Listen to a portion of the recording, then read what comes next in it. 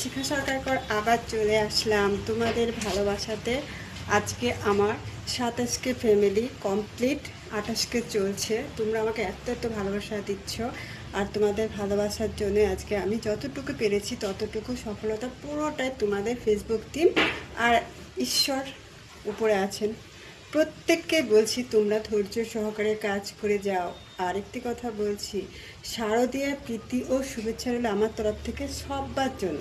কারণ পুজোর কটা দিন স্বাভাবিক, আমাদের বাঙালিদের সবচেয়ে বড় উৎসব, আমরা একটু ব্যস্ত থাকবো, তাই বেশি হয়তো সময় দিতে পারবো না, তবু চেষ্টা করবো অন থাকার। যা যা করবো আপডেট সব দিয়ে দেবো, ঠিক আছে। আর আগে একটা তোমাদের জন্য, তার জন্য একটা ভিডিও বানিয়ে ফেললাম, মনের কথাগুলো তোমাদের সঙ্গে উজাড় করে আজকে শেয়ার করছি।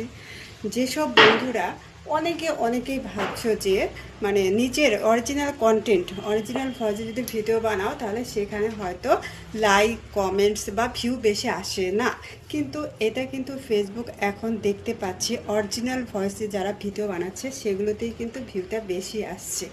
আমি নিজেই দেখতে পাচ্ছি এখন কিন্তু অনেক কিছু পরিবর্তন এবং চেঞ্জ আসছে ফেসবুকের মধ্যে। তাই সবাই মনোযোগ সহকারে, হ্যাঁ, যারা কন্টেন্ট মনিটাইজেশন পেয়েছো, যারা হচ্ছে লাইসেন্স পেয়েছো মিউজিক ভিডিও, তারা অবশ্যই মিউজিকদের ভিডিও দেবে, কিন্তু অরিজিনাল কন্টেন্ট ভিডিও রাখার চেষ্টা করবে।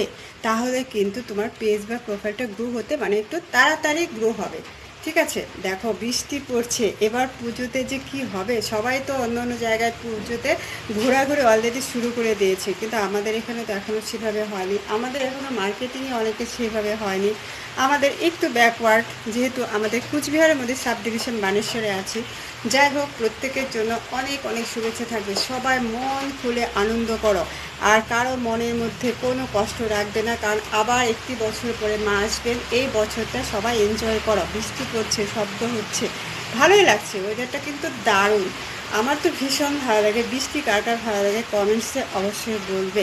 আর তোমরা আমার পাশে অবশ্যই আছো, আমিও সবার পাশে সব সময় থাকতে চাই। ইনকেস কোনো কারণে যদি আমি হয়তো কোনো সময় হয়তো কিছু মিস্টেক হতে পারে, তার জন্য আমি ক্ষমা মার্জনীয়।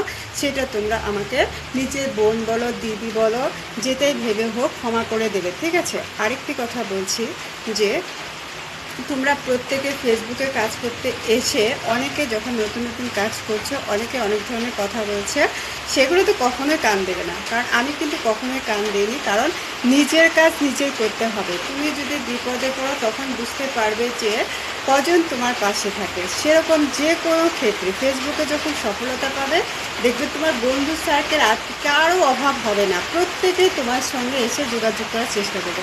কিন্তু যখন তুমি সফলতা পাবে না, তখন নিজের কাছের লোকজনও দূরে সরে যাবে।